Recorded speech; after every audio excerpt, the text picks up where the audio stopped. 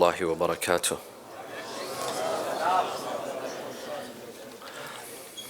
وصلني خبر قبل قليل، أحد الشباب ممن يحضر هذا المجلس ويحضر المجلس هنا، يجلس هنا، صار له كم ليلة يحضر، شاب وجهه كالقمر، اليوم توفى في حادث سير، فطلب منا أن نقرأ له سورة الفاتحة، فالفاتحة مع الصلوات.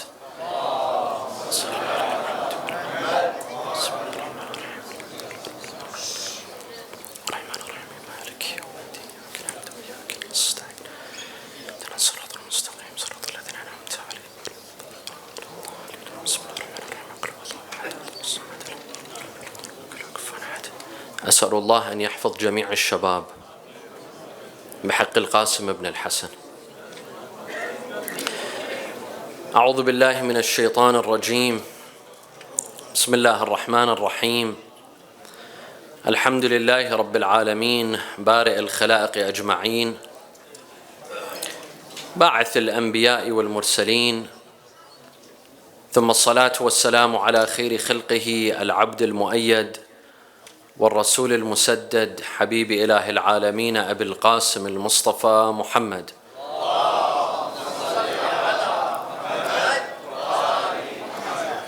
وعلى أهل بيته الطيبين الطاهرين وصحابته المنتجبين.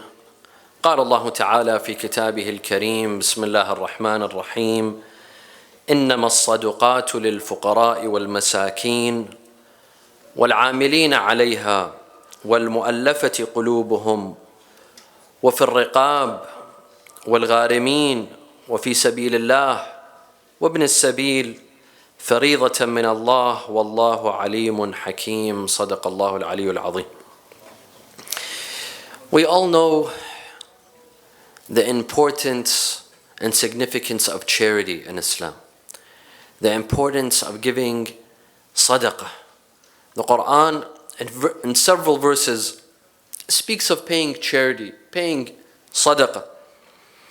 In one verse, Allah says, أَلَمْ يَعْلَمُوا أَنَّ اللَّهَ هو يقبل التوبة عن عباده ويأخذ الصدقات. Allah subhanahu wa ta'ala takes the charity. When you pay, Allah takes the charity. We have narration saying that when you give charity to someone, when you pay sadaqah, when you put the money in the poor person's hand, it is recommended to kiss your hand, because your hand, metaphorically, has touched the hand of Allah Azza wa Jal. Kiss your hand. You've shaken the hand of Allah Azza wa Jal. Of course, Allah doesn't have a hand, but this is metaphoric. That means Allah has immediately accepted this deed. And another verse, in tubdu sadaqat فنعم هي وإن تخفوها وتؤتوها الفقراء فهو خير لكم. Giving charity in private or in public, both are good deeds. By giving it in private has more reward than giving it in public. خذ من أموالهم صدقة تطهرهم وتزكيهم بها. Many verses on the value of charity. Imam Sadiq alayhi salam says, إن الله تبارك وتعالى يقول ما من شيء إلا وقد وكلت به من يقبضه غيري إلا الصدقة فإني أتلقفها بيدي تلقفا. Everything in this world, Allah subhanahu wa ta'ala has angels that do for him. Allah has angels that obey his commands, that do things for him, except receiving the charity. Allah does not have angels that receive the charity. He himself receives the charity. You put the charity in Allah's hands. Of course, again, Allah does not have hands. This is metaphoric. That means Allah immediately accepts your charity. Allah rewards you for your charity. Another narration, الصدقة تدفع البلاء وقد أبرم إبراما. Charity repels evil, repels tragedies like car accidents. I advise all of my brothers and sisters, families, you who have children, you have youth that drive, they go out in the morning, they drive, they give They go long distances, give sadaqah. Give sadaqah, even if it's a small amount, even if it's $0.25, $0.50, $1 every day. Give sadaqah. It will repel evil. It will repel that bala. It will repel any tragedy that is meant to fall upon you or your family. It will repel it. الصدقة تدفع البلاء. In another narration, الصدقة تمنع 70 نوعا من أنواع البلاء. أهونها الجذام والبرص. When you give sadaqah, when you give charity, it repels 70 kinds of evil. 70 kinds of evil. Illnesses, sicknesses, car accidents, getting in an accident at home, at work, getting into trouble with the government, with the authorities. It will repel 70 kinds of tragedies. In another hadith, الصدقة تسد 70 بابا من الشر. 70 doors of evil will be closed because of sadaqah.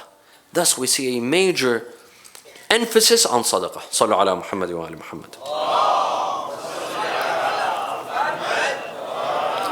Now question, a very important question. Who deserves sadaqah?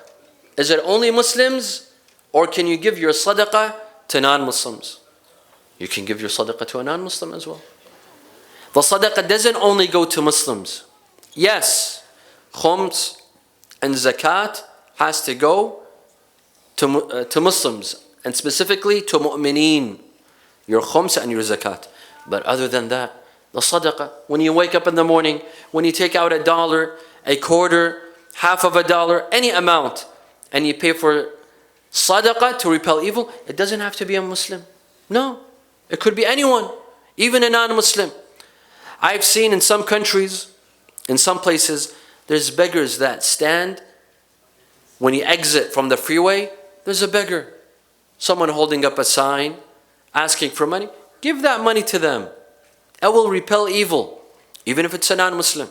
السيد السيستاني حفظه الله, in his Risala, he says, تجوز الصدقة المندوبة على الغني والمخالف والكافر غير الحربي. As long as this non-Muslim is not fighting you in the battlefield, you can give him sadaqah. You can give her sadaqah. This is allowed. This is allowed. There's a lot of homeless. There's a lot of poor, Muslim and non-Muslim. But now, tonight, I'd like to talk about non-Muslims that are poor. Let's give them. If you see someone standing on the street, at the mall, at a store, at a traffic light, and they want money, you have change, give them change. You have cash, give them cash. You can give your sadaqah to non-Muslim. In fact, the Quran gives us a principle. الأقربون أولى بالمعروف. If there are poor in your city, give it to them. They have a priority before others. Before you take out the sadaqah, the charity that you have to another city, to another country, first ask, have I fed all of the poor people in my city? Have I fed all of the poor people in my country? Even if they're not Muslim. So what? Are they a human or not a human? They're a human. لكل كبد حرة أجر عند الله. When you feed anyone, when you quench the thirst of anyone, even an animal. See, Islam teaches us that even if you give water to an animal, to a cat, to a dog, to a bird, this is a good deed. This is a good deed. This is a form of charity. Islam doesn't say only give charity to Muslims and don't give to non-Muslims. No. Give sadaqah even to non-Muslims. Yes, as I said, khums and zakat, that's another story. Khums and zakat, we have to give it to mu'mineen specifically. But other than that, as-sadaqa al-manduba, as-sadaqa al-mustahabba, the recommended charity, you could give to non-Muslims. You could give to Christians, to Jews, locally. Spend it on the poor people locally. Sallu ala Muhammad wa ala Muhammad.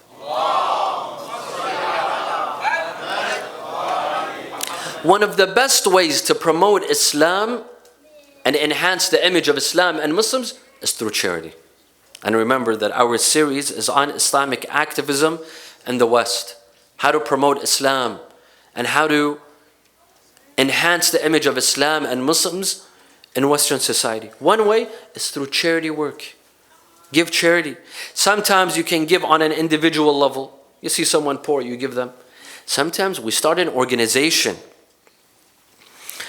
For example, we have a food drive, a food bank at our local Islamic centers, especially during Muharram, Ramadan, when we have an excess amount of food. Let's gather it and let's take it to the poor, to the homeless, in the name of Islam, in the name of Muslims, in the name of our local Islamic centers and mosques. Do you know how much this will improve the image of Islam? How much service this will do for Muslims and Islam? This will give out an image that Islam is a humanitarian religion. Islam cares for humanity. Islam is not selfish. Doesn't say give charity only to Muslims, but non-Muslims as well. This improves the image of Islam.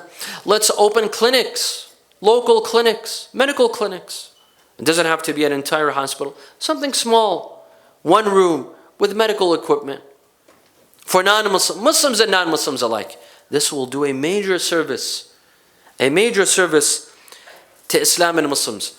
The Catholic Church, let's learn from the Catholic Church the amount of charity work that they do all across the world. One of the ways that they call people to Christianity is not by passing out books or lectures, no, by charity work, by hospitals. There's a famous hospital in the Middle East, in Lebanon specifically, in Beirut. The American University in Beirut and the American Hospital, الجامعة الأمريكية, مستشفى الجامعة الأمريكية in Lebanon. Do you know how many Iraqis from Iraq, I know personally, they go and they have surgeries at that university, university hospital. Do you know who established that hospital? The church.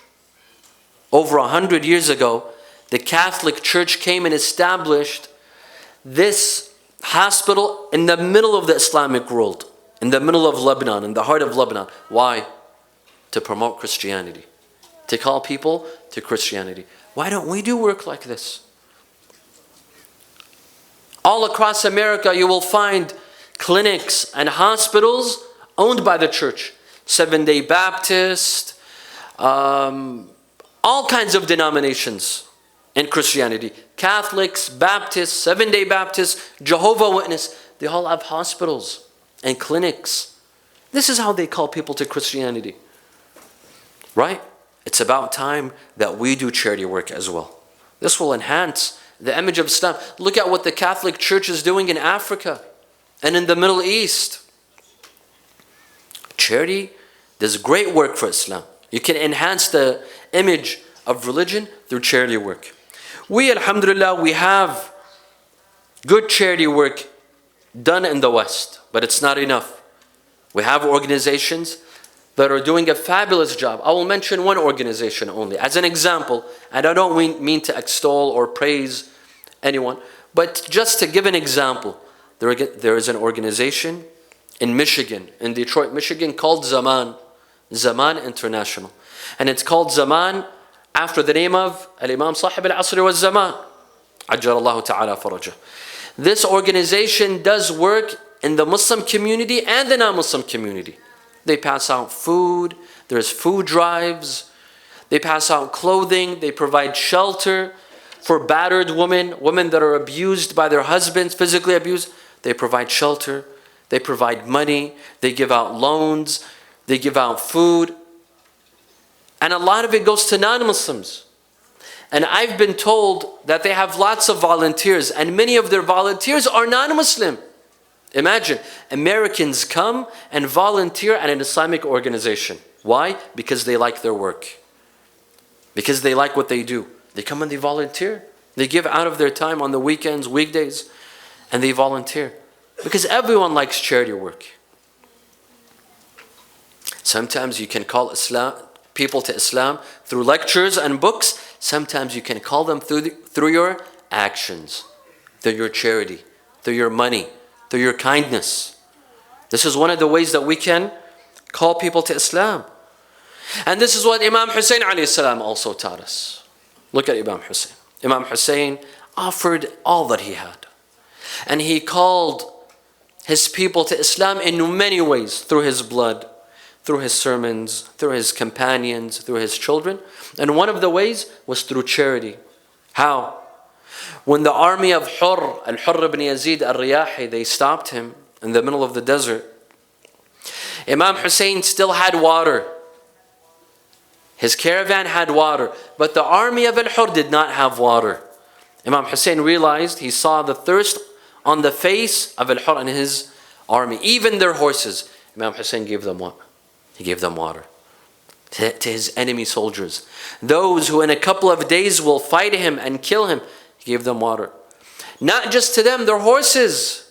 He gave their horses water. He saw one of those soldiers, he's giving water from the water that Imam Hussein's army gave. He was giving his horse water, but the water was falling. It was being wasted. Imam Hussein told him, no. See? ضيق فم الركية. He brought the water closely and he let the horse drink.